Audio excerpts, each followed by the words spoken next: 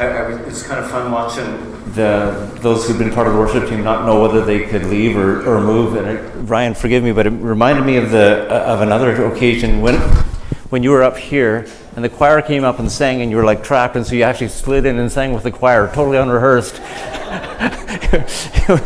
That was a lot of fun, actually. Well, thank you. It was a great day yesterday with many young people who we hadn't seen them for a while, or we just vaguely connect with them on Facebook from time to time. And I don't know how to describe it. There was obviously a reunion that happened, but there was also, in some measure, in small ways, and you don't have to read much into this, but there was actually healing that happened in some respects. Because I know there's some teenagers here, and you're going to think I'm a jerk for saying this, but you guys can be jerks. When you're teens, you can and you get into some sort of I don't know if I really like that person very much. And when you come together after a few years of just kind of letting life sober you a bit, it was just kind of good to see grow rich.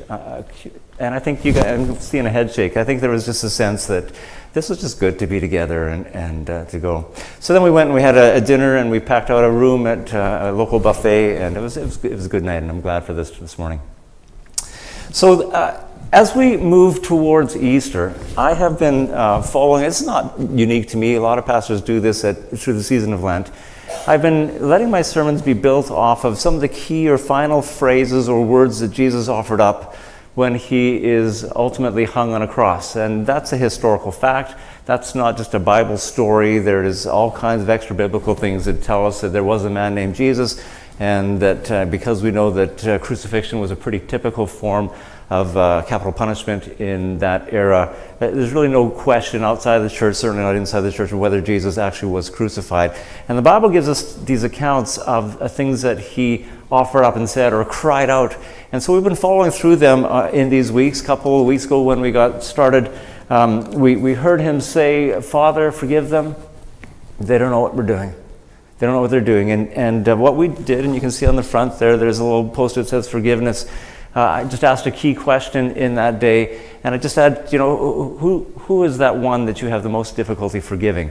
And many of you responded either by writing on a piece of paper here, and it's been folded over, and we've adjusted it and made sure that there's no personal information that's on display there. Some of you responded through texting, and in your bulletin there is a technique for sending your response to me via text. It comes to me anonymously. I don't know what it is. And so there are some of the responses up there of people that just I have such a hard time forgiving them. And then last week we heard Jesus say to a thief, a crook, a man who was being killed beside him, he said, "You're going to be with me in paradise." And we unpacked that a little bit, but in the essence of what it was saying is that you will be with me in the very presence of God. And we talked about that, and then in the context of salvation, but we began to be a little bit introspective and say, I know with my head that God forgives me of my sins, but if you're like me, there's probably something that's been part of your past that is I'm not really sure that God can forgive me of this.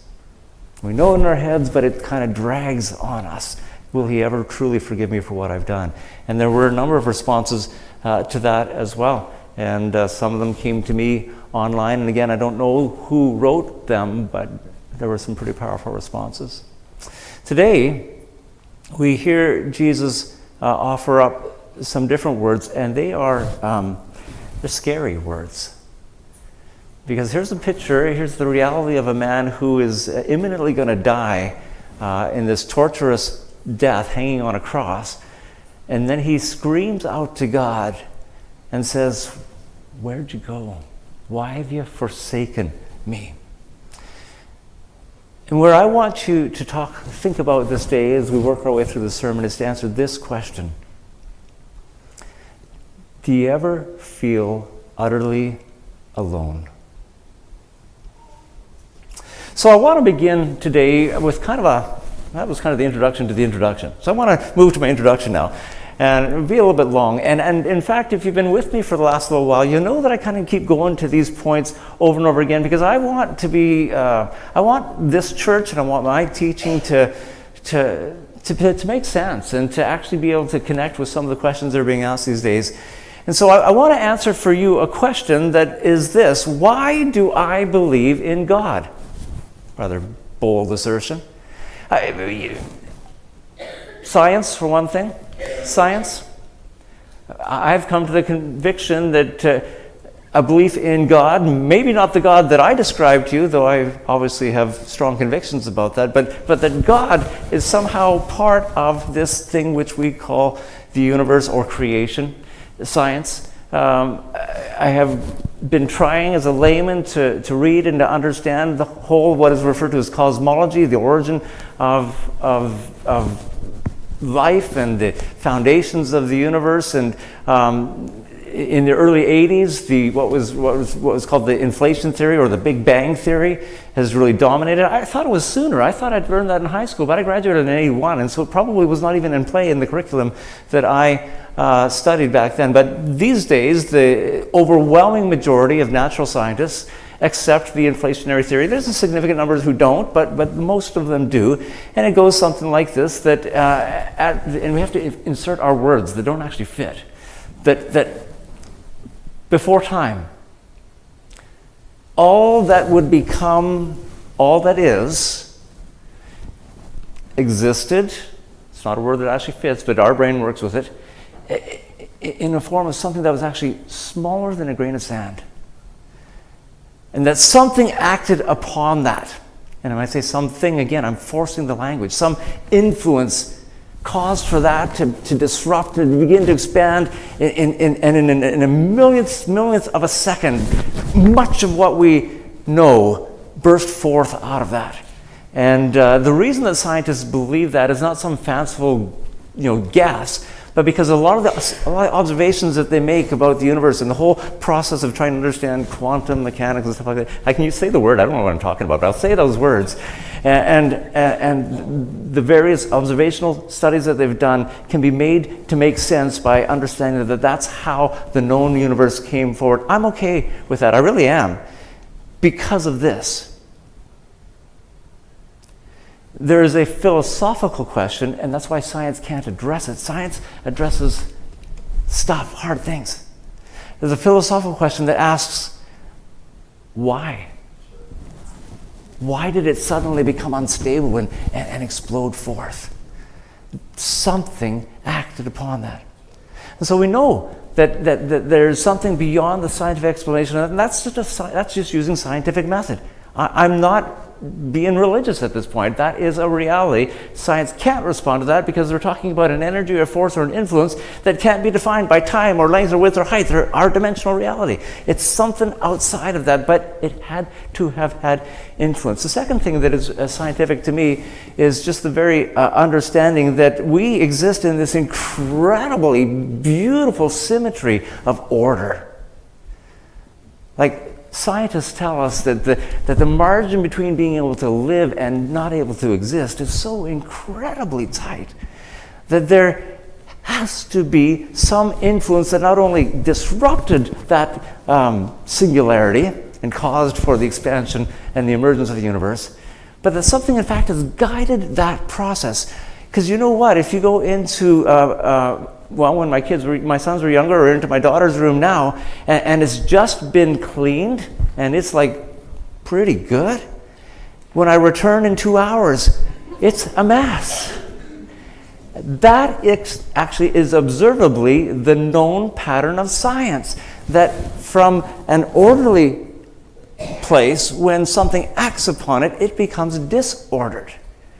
And so it is counterintuitive to the flow of science to believe that this random explosion of stuff found its way into the intricate order and precision that is life for us. So scientifically, I believe that somehow there is God who influences the making and the ordering of creation.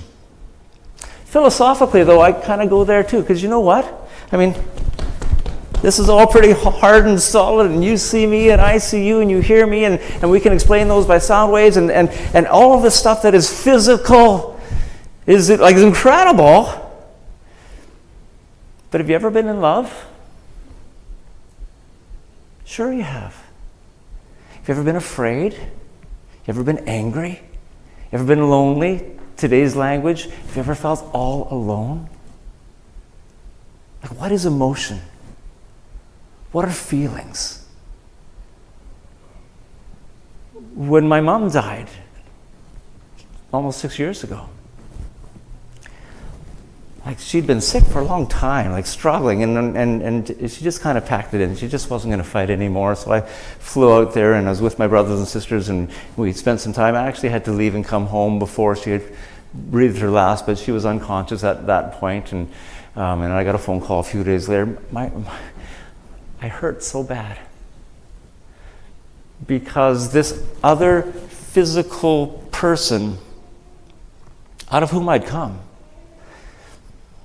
she and I shared something that was so powerful and real, even though there was no physical connection to us, between us ever again. So philosophically, there's something that is real, that is not just substantive. And so my emotions, my love, my feelings, these things that are not measurable but are so very real, they didn't come out of an explosion. They just are. And so science informs me that there must be God, and philosophically there's something that is metaphysical more than just the physical. But there's something beyond that, and now I begin to get kind of religious on you. And that's this: that when I weighed all of that and I listened to the claims of the Bible and its conversation about Jesus and who he is, and heard his invitation to enter into a relationship with him, I took that step. This may not work for you, but I want to give you a testimony of my life, is that I have learned to walk with Jesus, and I recognize that he walks with me, and I have an actual living, real relationship with God. So science and philosophically, but also my own experience with Jesus tells me that he is real. It's why I believe in God. It's why I believe in God. There's a psalm that actually I used in a wedding recently, and I've used it in other weddings as well. And Psalm 139. And I just want to read some of it to you. This is an ancient king named David who is sharing some of his heart, and he's just reflecting upon God's participation in his life. Psalm 139 says, "Lord, you've searched me, you know me. You know when I sit, when I rise, you perceive my thoughts from afar. You discern my going out and my lying down, and you're familiar with all of my ways. Before a word is on my tongue, you know it, don't you, God? You hem me in, behind, before. You've laid your hand upon me. Such knowledge is too wonderful, too lofty for me to attain." Now listen to this. Where can I go from your spirit? Where can I flee from your presence? If I go up to the heavens, you're there. If I make my bed in the depths, you're there. If I rise on the wings of the dawn, if I settle on the far side of the sea, even there your hand will guide me. Your right hand will hold me fast. If I say, surely the darkness will hide me, the light will become night around me, even the darkness will not be dark to you. The night will shine like the day, for darkness is as light to you. And so this understanding that he came to where I got to, maybe not by the same scientific method, but the sense that, listen, God is everywhere, always has been, and he is so utterly and completely engaged in my life. There's no place I can go to not be in his presence. And then I read Jesus' words as he hangs, dying on a cross. God, why have you forsaken me? What's that word forsaken mean? Anyone? Say it loud so I can hear you. Abandoned. More words? Given up, okay? Yeah. Turned away. Like you know it, right? For some reason, you hear what he's saying there? Is that Jesus is saying, you've gone. You've gone. Now, everything we know about Jesus, the whole story of Jesus' life, when it begins with the virgin birth, this whole idea that God himself wanted to enter into our space so that he would not be this distant philosophical relationship, but that we would know him, and he lives in Jesus so that we can see and learn from him and watch him move, and the journey of him being continually filled with the Spirit, this idea that Jesus is a man who is utterly and completely connected with God, the way it was always meant to be. The way it was always meant to be. And then we fast forward to this occasion after a season of teaching, and he's been put through this mock trial, and now he's being murdered on a cross, and he says, "You've gone, God. Where'd you go?" I kind of, funny how it goes, Steve. I weighed earlier in the week, would I say what I'm about to say? And I thought, yeah, I need to say it. And then I remembered, oh, Steve's coming. Oh, no, maybe I shouldn't say it. Yeah. So what I'm about to say to you, I am not doing for dramatic effect. Okay, you get it? The full meaning theologically of what I'm about to say, I mean. The full meaning literarily of what I'm about to say, I mean. When I hear Jesus say, "God, why have you forsaken me?" I mean, listen, I have come to the sense then that God always has been, and even in the darkest, loneliest times of my life, if only because he was the creator of and sustainer of all, I have never, ever been away from God. Never. You have never been away from God. But when I hear Jesus, the incarnate Son of God, say, "You're gone. Why have you forsaken me?" That scares the hell out of me. I mean that literally. I don't ever want to experience a time when God has utterly and completely withdrawn his hand from my life. But the picture in the scriptures are this: that he has made you and you and you and me and those of you who are watching online, he has given to us this freedom to walk with him or to say, "I don't want you in my life." Now, for most of our lives, you're never going to escape him. For all the days that we breathe and the blood flows through our veins because the heart beats, there is God's creation actually being manifested such extraordinary mechanics and precision and beautifulness, and you're bumping into people who walk with God, and he was going to be forever until your last breath. He is going to be saying, "Come on, let's get this right. Let's engage together. Let me show you why I've made this creation the way that I have. I want to walk with you in a full relationship." Until your last breath, he's going to continue to chase you, but that freedom to say, "I don't want you in my life," means that there may come a day when you breathe your last where he will utterly and completely withdraw his hand from your life, and that is hell. You don't have to be... You don't have, if you want to reject kind of the vision of an actual place of hell or whatever, that's fine. We can debate that another time. But in the very least, you need to understand that there can be a moment when you say, "God, I don't want you in my life," and he withdraws his hand, and you are alone. I don't want that. And the idea that my Lord there on the cross had to experience utter, complete abandonment, forsakenness, aloneness from his Father. Do you know what? We use a word in theology and preaching. It's the word atonement. You've heard it before. It's a really fun word because it breaks down in terms of syllables in such an easy way to remember it. Atonement, at one meant. It is the study and the theory of helping us to understand what did God do so that we could be like really enjoined and one with him again. And it's the story of Jesus and all that he has done. And we use all kinds of language. The Bible uses the language of the sins of the creation being laid on Jesus. And we'll use language like, and so he pays the penalty for our sins. And we usually say that as we quote the scriptures, that the wages of sin is death. And so there is Jesus receiving death on our behalf so that we don't have to experience that death. When he says, never mind when he breathes his last. There's a physical death there. But death theologically speaking, was that instant when Jesus was forsaken by the Father. And isn't it interesting that we actually get to see in the last moments of Jesus' life a picture of death? The question that I have for us today is meant to be very, very personal, and it's meant to invite you to just kind of really consider where you're at. And it is this. Can we actually project that? I think it's... did it get put into there or not, Andrew? Put it up and I'll tell you if that's right. No, that's okay. Jim, you've got it, and you can put it online for everybody who's there. Take that one down. Thanks, Andrew. The question is this: do you ever feel utterly alone? Do you ever feel utterly alone? I want you to take a few moments. I want you to reflect on that.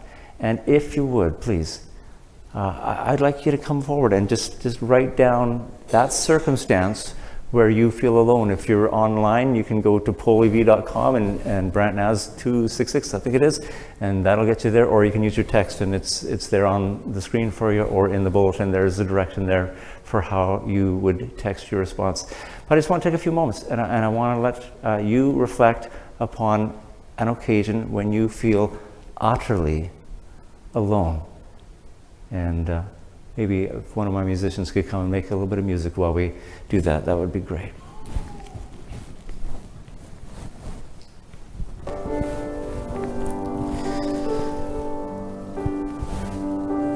You can still come, and I encourage you to do so. Because here's what I want you to hear, is that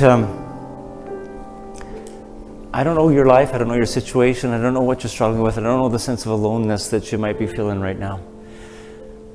But what I'm reading in the scripture is real. It is that even in those dark, dark seasons, you're not alone. You never have been, you never will be. And here's the promise of the scripture, that if you would allow God, as he is passing on the consequence of our sins to Jesus, and he in fact experiences that aloneness, for the whole of your existence, from now and, if you would, through eternity, you actually don't ever have to be apart from God. And so what I am hoping is that as we write these things down that are fearful for us, and the sense of aloneness, that as we begin to continue to post them on the cross, there's this visual and real sense that I'm taking this thing that I'm so afraid of, and I'm recognizing that in Jesus, it truly was utterly and completely dealt with. And that fear or that aloneness that you experience can be released to God. So we're going to sing a song that we've already sung this morning. I'll invite our musicians to come back. And you can still come and fill these in, or do it via your phone, or however you want to do it. But understand this, that when Jesus cried out that the Father had forsaken him, he had. And so Jesus experienced the death that we need not ever have to experience. Let's stand and worship our God.